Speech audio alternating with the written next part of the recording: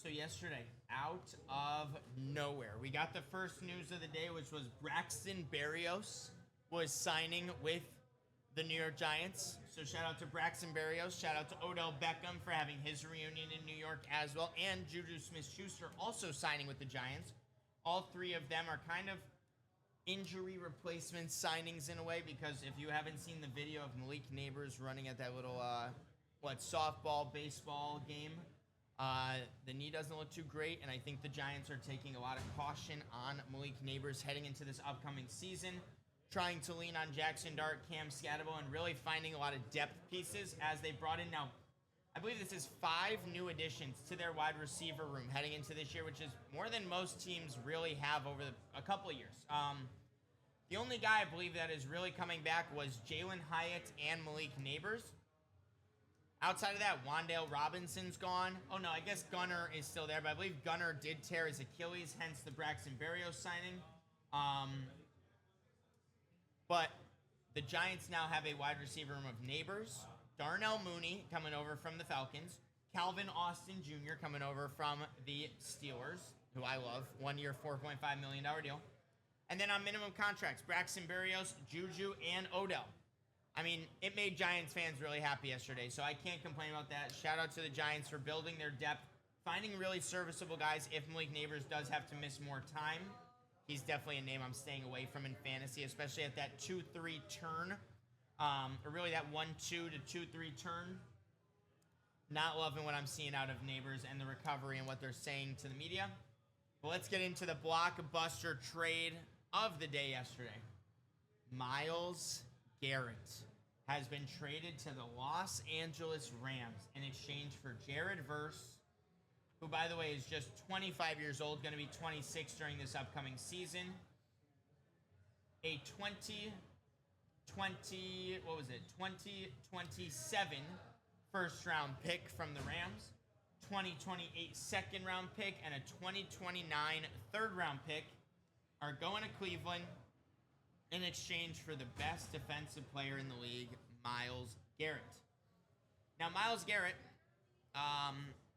obviously broke the sack record last year, won Defensive Player of the Year, now is a multiple-time Defensive Player of the Year, and just peaked last year.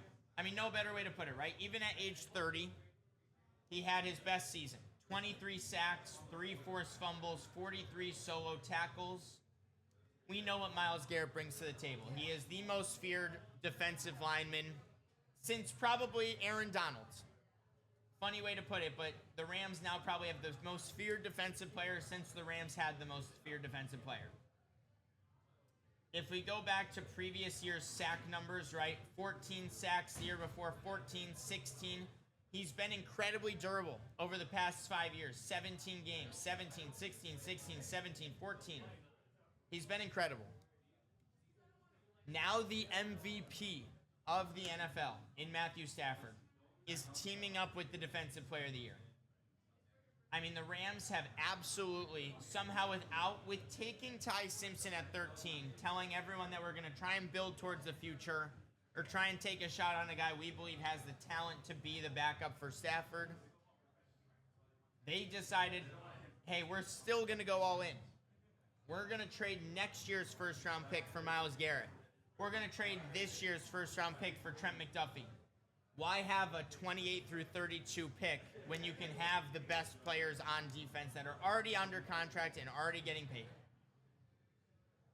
I think this trade was an absolute win for the Rams.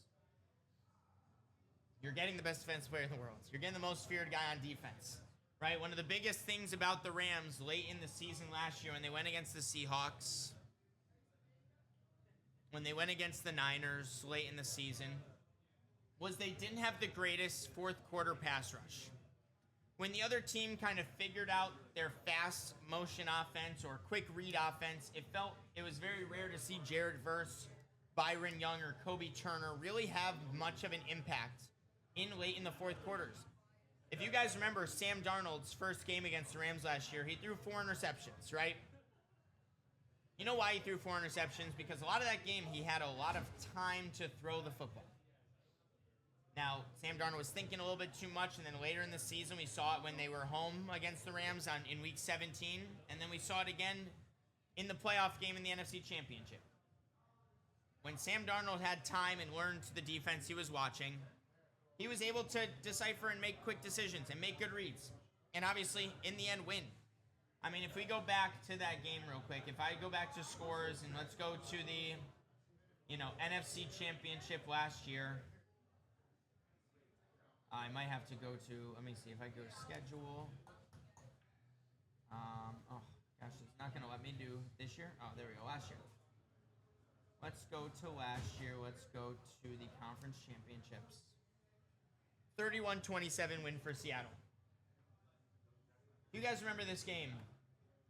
It was not Matthew Stafford. That was the reason they lost this game. Stafford went 374, 3 touchdowns, no interceptions, right? It was the fact that Darnold had such an easy game. 75 yards on the ground, really with just Kenneth Walker. 11 incompletions with 350 yards, 3 touchdowns, only 3 sacks for negative 25 yards overall. A couple fumbles, but they recovered them all, right? Whereas the Rams kept fumbling in this one, specifically that punt that was fumbled, that really was the biggest difference in this game. I think just last year we could look back and say if you replace Jared Verse, not even saying he's not a good player, but if you just remove who we consider the best D lineman of the Rams is and replace him with the best D lineman in the world in Myles Garrett, I think we could all agree that Sam Darnold's finishing with probably more than 3 sacks for 25 yards lost. It's probably going to look a little bit more like 5 sacks for 48 yards lost. And just that difference probably could have made the Rams go to the Super Bowl. Now, this offseason, we saw, obviously, Kenneth Walker depart from the Seahawks. We saw a lot of defensive players from the Seahawks departing. Seahawks did a good job, I thought, in the draft of replacing those guys. But when we look at this NFC West now, between the Rams, the Seahawks, and the 49ers, I mean, it's just going to be health-based. And if you're telling me all 3 teams are healthy, I'm going to take the guy that's the MVP of the NFL, with the best receiver room in the NFL, with the best coach in the NFL, and now with the best defensive player in the NFL, and a revamped, what was the biggest issue, right? Their cornerbacks. Well, they brought over both cornerbacks from Kansas City. They upgraded their defensive line. They upgraded their depth through the draft. So hypothetically, if Stafford does go down, well, they have a first-round quarterback that they trust in to fill in for him. They have their running back room situated with Kyron and Blake Corum, who I believe is going to have a fantastic goal line year. He's going to be the Jamal kind of Williams of this year. Book that right now. You have tight ends, Terrence Ferguson, they just drafted in the 2nd round. Tyler Higbee, drafted a couple years ago, has been around. Revamped offensive line. Who knows if Aaron Donald at this point is going to come back now with the news of Myles Garrett. I mean, I don't know how you can logically not pick the Rams to be your Super Bowl favorites next year if you base your predictions off of what you saw the year before. Puka Nacua, if he plays one more game and maybe catches one more touchdown in the season, is probably your offensive player of the year. And I don't think that's a crazy thing to say when you look at the stats neck and neck. Obviously, JSN was the surprise player of the year, right? And that tends to get more votes for offensive player of the year, or according to the trophy that the NFL sent him, defensive player of the year, which was pathetic, by the way, by the NFL. But incredible GMing and asset management by the Rams, right? This is what we've been saying. I saw a post that said if you look at every single first-round pick from the Rams since 2016,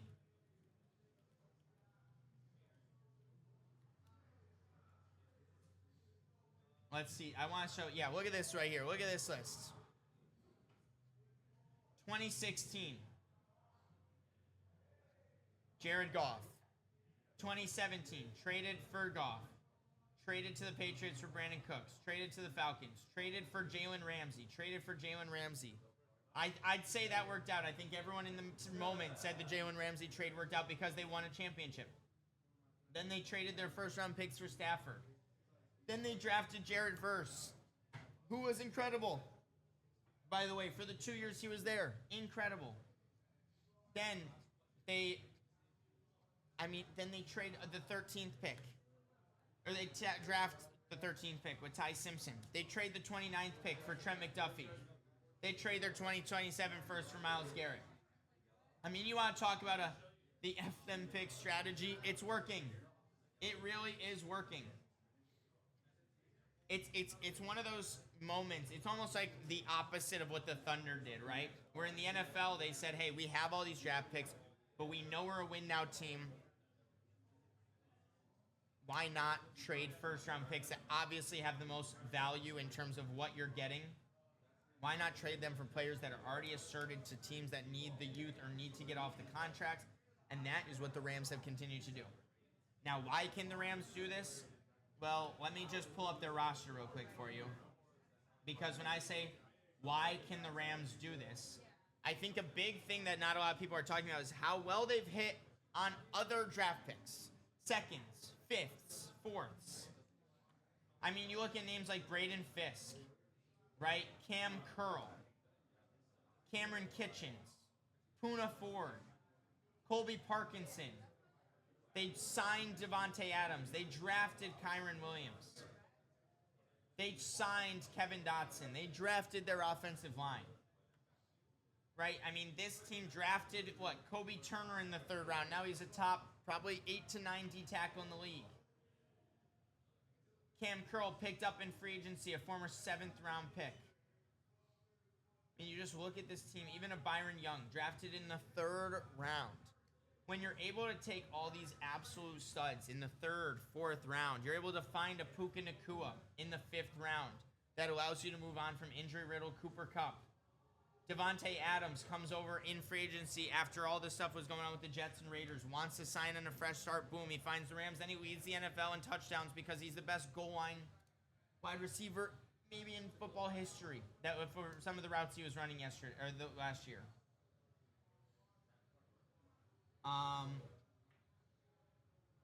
It's incredible to see what the Rams have done and the team that they really have built here.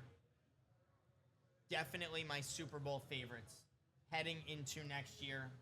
But hey, technically I have still yet to see them take down the Seahawks. So until I see them play the Seattle Seahawks and I see how they match up and I see how this team looks on the field, I don't think it's that crazy to say the Seahawks are 1A, 1B with this team heading into the NFC West. Now, I will say the Niners are right there. I think the Niners might be the 3rd best team in the NFC. The only problem is they're the 3rd best team in their division, which is crazy because when you look at teams like maybe the Eagles or the Bears or the Lions or the Packers, man, I think the 49ers are better. Jared Verse to the Niners would be awesome, and Rodriguez. That would be very cool. I don't think the Browns are going to move on from Jared Verse. I would be very, very surprised if that did end up happening, especially after this trade. But wow, absolute blockbuster of Myles Garrett going to the Rams. Now they have the MVP and the defensive player in the year on the same team. Kind of unfair in a way. Really kind of unfair.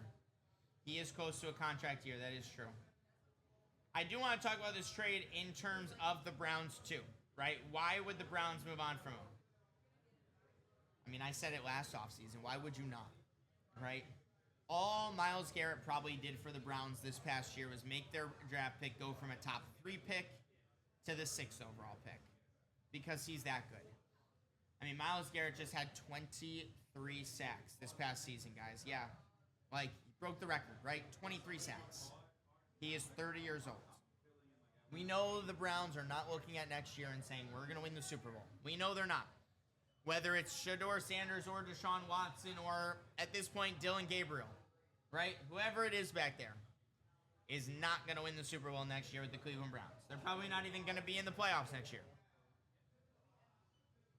So if that's the case, they clearly view Jared Verse just as valuable as a first-round pick. If not more valuable than a first-round pick. Because realistically, off the season Myles Garrett just had, I believe that he was one of the few names in NFL history that should have gone for 3 first-round picks. I thought a year ago when, hypothetically, the Eagles were interested in him and the Cowboys with the news of Micah Parsons and all the stuff that was going on when Micah Parsons got traded for Kenny Clark and 2 firsts. I remember watching the Micah Parsons trade and thinking to myself, well, if Myles Garrett's better. And just because of that, Myles Garrett should be a 3 first kind of guy. Or at least 2 firsts and a second. Or 2 firsts, a second, and a third. Well, that's what the trade just went. A 2027 first round pick that is likely going to be pick number 30 through 32. I mean, if we look at the Rams, right, they're not even getting a top. It's definitely not going to be no top 15 pick. I'll guarantee that. A 2028 second and a 2029 third that continues the trend of teams asking for future year picks, which you never know. I love when teams add on 5th, 6th, 4th in future years to trades like this. But the biggest thing is they went from a 30-year-old Myles Garrett, who, yes, is the best defensive player in the NFL, to a, what did I just say, 25-year-old, 26-year-old Jared Verse? Yeah, turning 26 this upcoming season. It's basically Myles Garrett on his second contract, if that. That's kind of what I've been trying to say to this, right? You have Jared Verse now for the next 2 years on a rookie contract, and then you'll pick up his 5th-year option, and then you'll have to extend it. I think he's going to stick here. I think he's going to be a Cleveland Brown. People forget that the Cleveland Browns defense last year was just really good. I mean, they beat, if you guys remember, they beat the Packers. What was it, like 16-10 or 13-10 was that game? I really like this trade for Cleveland. I think that they could have shopped around and found a couple names that were similar to Jared Verse. For example, I did see rumors that they reached out to the Eagles about Jalen Carter, but Jalen Carter said no. Or the Eagles said no about Jalen Carter. I was trying to think about looking around and thinking, like, what are the young defensive players that are similar to Jared Verse that I'd rather have? Realistically, there's not many guys that are in that same tier in that 24, 25-year-old range that have the production that Jared Verse has had over the first couple of years of his career. If we go to his stats, now mind you, only 7.5 sacks last year, 4.5 sacks the year before. But I know his impact goes way beyond what the sack numbers showed. And it's not like the Browns have ever really struggled in putting together a defense or putting together a pass rush. They've had great pass rush every year since really 2021, really 2020 since they were a playoff team. They drafted Mason Graham 5th overall after trading back with Travis Hunter, which that trade looks fantastic for them now. You have Schlesinger that just won Defensive Rookie of the Year on linebacker. You have Denzel Ward, who's not young anymore, right? He's 29 going on 30, but he's still a staple part of this defense. You kind of have a 1A in every spot in the defense. That's what I'm saying, M. Rodriguez. You have your 1As on the defensive line in Mason Graham and Jared Verse. You have your 1A on the linebacker in Schlesinger, and you have your 1A in the secondary in Denzel Ward. I also really believe in this guy right here who they drafted in the second round this past year, Emmanuel McNeil-Warren. I think that this guy is going to be an absolute stud. I had him as a first-round grade, top 25 grade in my books, and he fell to the second-round pick 58. Incredible value after they, use their first-round picks on their wide receivers of the future. They have their running back of the future in Judkins. They just took Harold Fannin in the third round last year, who is the best yards per catch tight end in the NFL last year. They needed to get their offensive line situated. Well, they drafted Spencer Fano 9th overall. They brought in Elton Jenkins from Green Bay. That's what I'm saying. And Rodriguez, even on offense, they have a lot of 1As in many positions. Yes, their quarterback is the biggest question mark, right? But we saw promise. We saw signs from Shedeur last year. I'm not going to say we saw greatness or we saw franchise quarterback definite stuff, but we definitely saw enough to give him another chance at a starting job. I do think Deshaun Watson is going to get his last chance with the Browns, though, this year, just because they are still paying him over $50 million this upcoming season.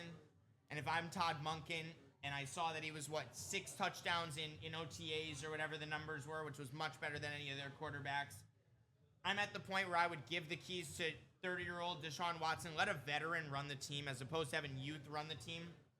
I think because of how much youth they have, having a veteran quarterback would be good to start the year. And then if Deshaun Watson ends up losing a bunch of games, oh no, so what? You go to Shedeur Sanders and your first round pick is just more valuable next year in a quarterback draft that's supposed to be the best quarterback draft in the history, right? You even have like Jeremiah Smith in the next draft. You have great defensive players. They just took Casey Conception, Denzel Boston, who are basically first-round talents at the wide receiver spot. Judkins showed why he was basically a first-round pick a year before. Love what the Browns are building, honestly, and I'm saying that as a Steeler fan.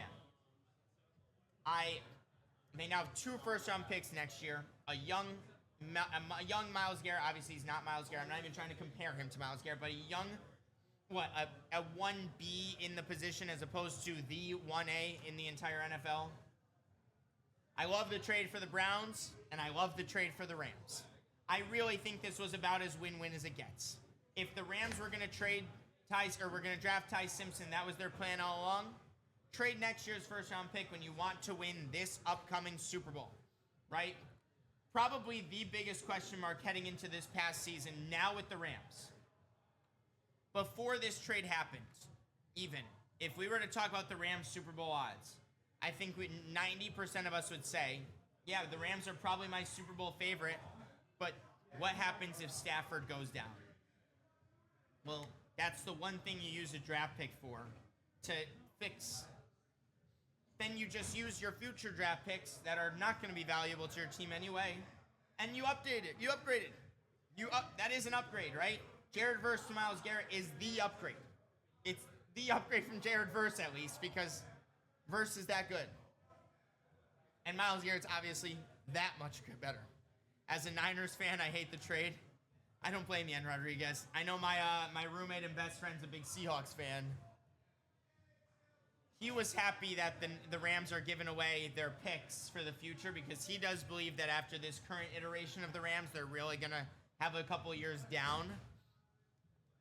But he did say to me, he was like, thank God we won last year, because does this not feel like N. Rodriguez in a way?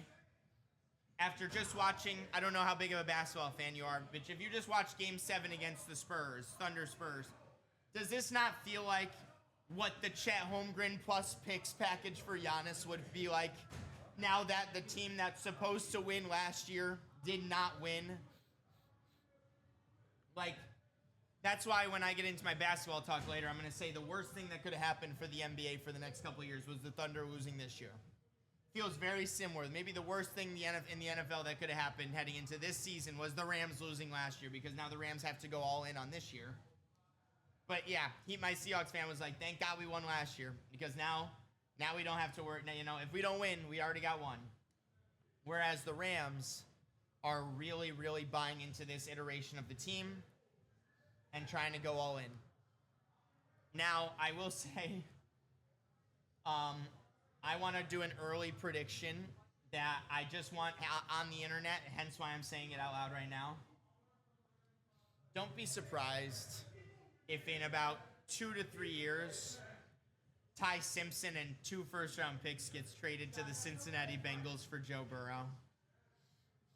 The second Stafford says he's done, I could if the Bengals don't have success over the next couple of years, which I don't believe they're going to, and I think a lot of people don't, I would not be surprised at all if Ty Simpson turns into the Jared Goff of the Rams' next iteration of trading their draft picks.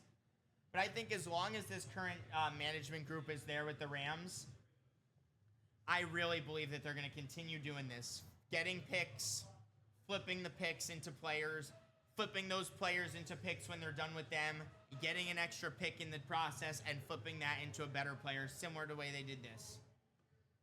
It's worked. And it's been working in terms of getting the names on the paper, getting the names on the roster. Now they just need to stay healthy and execute. But if I had to, say who my favorites were heading into next year in terms of at least the NFC, I think I'm taking all 3 NFC West teams before I take any other team in the NFC, and that's a crazy thing to say because that doesn't happen a lot in terms of actual Super Bowl contenders. And because of that, the Rams felt like they needed to make an upgrade since they didn't win this past year, and here's the way they did it.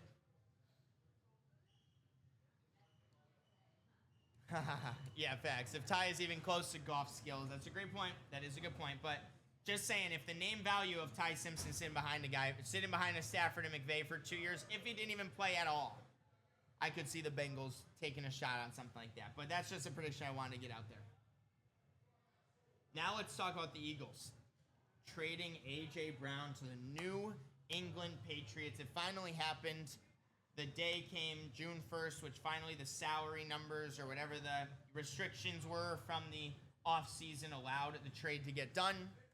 Mike Vrabel reunites with his favorite wide receiver one in A.J. Brown. Obviously, Vrabel was a part of the process of drafting A.J. Brown to Tennessee. I could see that too, and Rodriguez. I think specifically McVay might step away with, but I bet you that happens until. But if they can get Joe Burrow in a Ram jersey, I bet you McVay won't step away then yet, because then you got the same arm talent as Stafford. Then I bet you McVay might stick around just a couple more years. But I can't lie, I do want to see Aaron Donald suit up now. When I look at this team, I mean, how could it get better than watching Aaron Donald, who, by the way, just posted a whole video on Instagram working out and saying, look at how great shape I'm in. #99, #returns or something like that I saw. I mean, I look at Braden Fisk, Poona Ford, Ty Hamilton. I think you could squeeze another name in there. You wouldn't even have to play till the playoffs. I'd tell Aaron Donald, hey, get a couple reps in the regular season, sit back, relax, let our young guys book, and then come playoff time, I just want to run Kobe Turner, Byron Young, Myles Garrett, and Aaron Donald. Then I can guarantee you Seattle's offensive line is getting run through. I'll guarantee you Charles Cross and Anthony Bradford. I don't care how good Greg Zabel is. He's getting killed. But A.J. Brown is officially a Patriot, y'all. Drake May got his guy. Drake May last year was statistically the best deep ball thrower in the NFL. We were talking earlier about how much he dissected that Houston Texans defense that was playing press man coverage, even against Derek Stingley and Lassiter and the safeties in the incredible secondary Houston has. Drake May's passes were so on the money that the receiver core of Stephon Diggs being their number one guy and Booty with Kyle Williams and Pop Douglas being their best wide receiver a year ago in OTAs. I mean, what better way to ensure that Drake May has another good year than bringing in a guy like A.J. Brown? I saw A.J. Brown's line for this upcoming season was set at like 1,100 yards. I am smashing the over with A.J. Brown this upcoming year if I had to take a guess. The last time he got traded was to Philly. He put up 1,500 yards and 11 touchdowns with 145 targets. I don't see a way that A.J. Brown finishes with under about 1,150 to 1,200 yards this upcoming season. The passing offense is so much better in New England than it was in Philly this past year.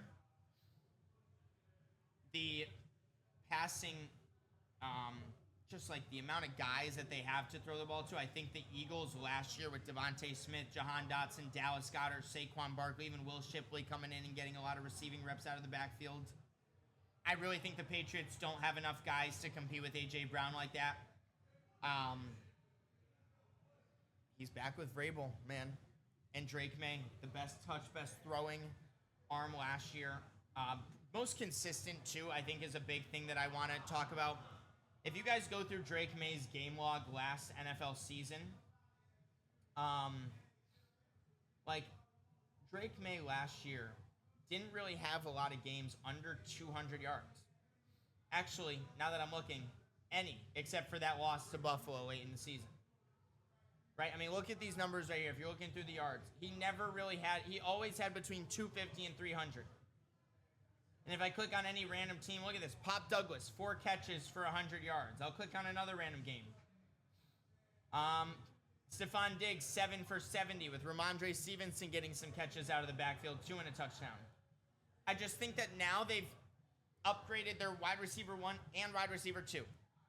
As much as I wasn't a fan of the Romeo Doubs signing because I'm not a big Doubs fan and I thought that $20 million a year was a little bit of an overpay, now that I see that he's alongside A.J. Brown, I love it. I think it's fantastic. You have A.J. Brown, who's a man-to-man, deep threat, throw the ball up one-on-one guy.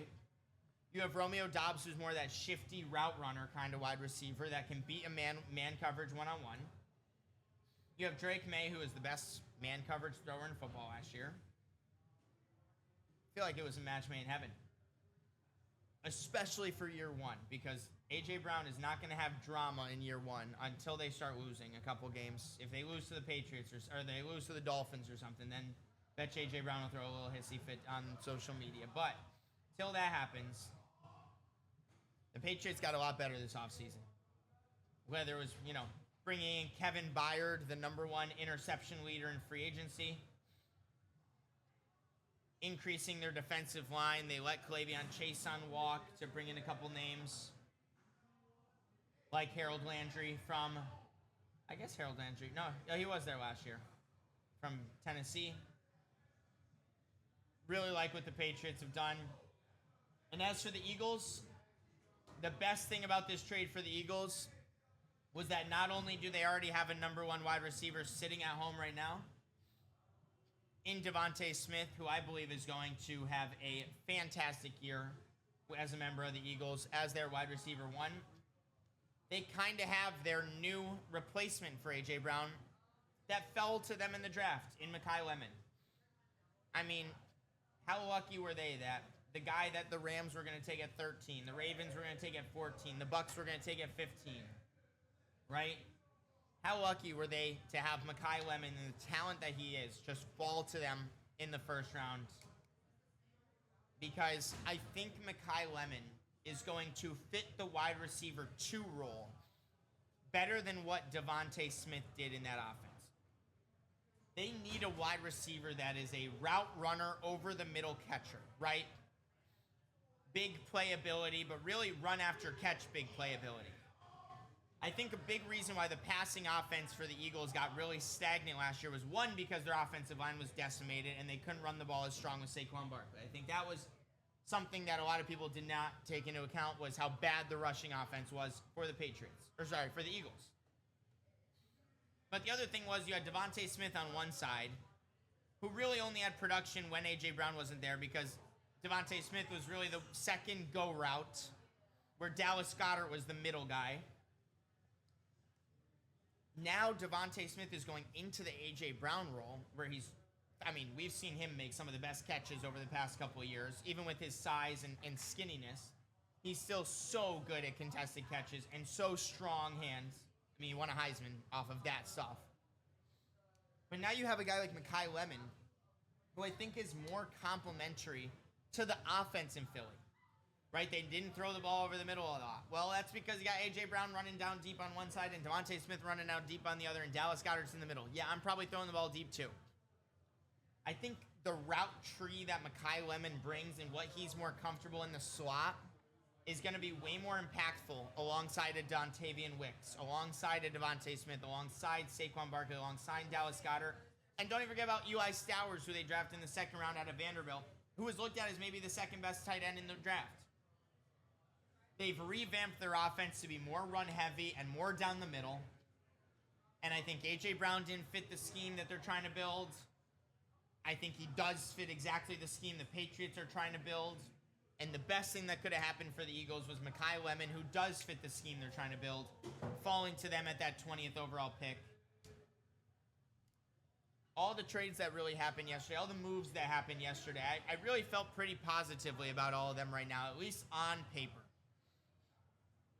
Because who knows, if the Patriots blow the first 3 games of the season and A.J. Brown throws a hissy fit, who knows how that's going to go. Or if Myles Garrett goes down with a bad injury, or Stafford goes down with a bad injury and the Rams never win a Super Bowl with this iteration of older guys, maybe the Rams look back and say we would rather have Jared Verse in our first-round pick, right? If that first-round pick turns out to be a Hall of Famer. But on paper today, I think the Rams are ecstatic about bringing in Myles Garrett. I think the Browns are finally making the right moves towards the right organizational direction.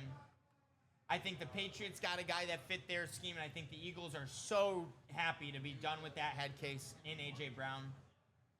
And I also sneakily like the fact that it's not a 2027 first, it is the 2028 first round pick.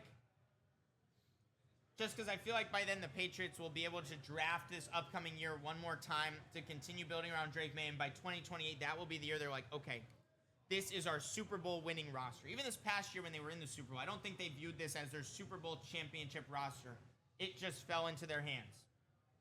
Whereas next year, this upcoming year is where they build, they figure out what they need in the draft. Maybe they flip next year's first round pick for a similar thing. Maybe I know that there's going to be teams in the future that are going to follow this Rams strategy. There are going to be teams that start to trade their first round pick for this good player and trade their first round pick for another good player.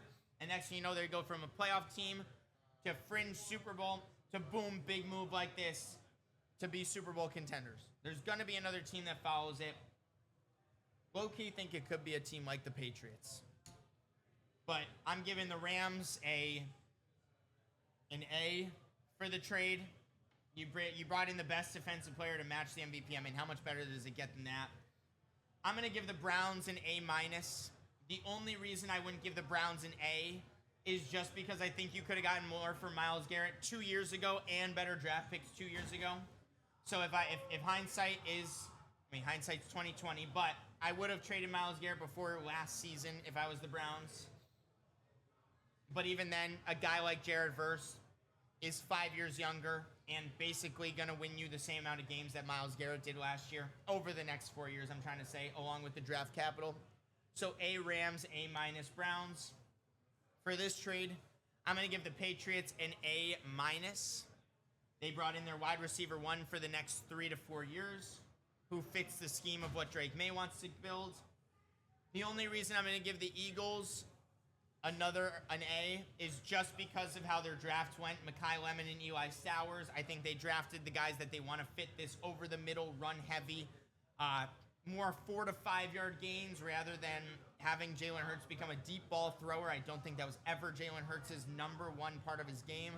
And the Eagles tried to make it into that when the running game wasn't working last year. So now you got Devontae Smith, Mekhi Lemon, Dallas Goedert, Eli Stowers, Dontavian Wicks, who I think is going to be a very sneaky good route runner for them. I'm going to go A- Eagles, A- Patriots, and I'm going to give the Giants an A+ for bringing in Juju, Odell, and Berrios, even if it's just for the vibes and for the depth behind injury-prone Malik Neighbors. And yes, Dad, Rodgers lives another day. Best news that could have come out of it as a Steeler fan, man, is that 43-year-old Rodgers does not have to go up against Myles Garrett twice a year.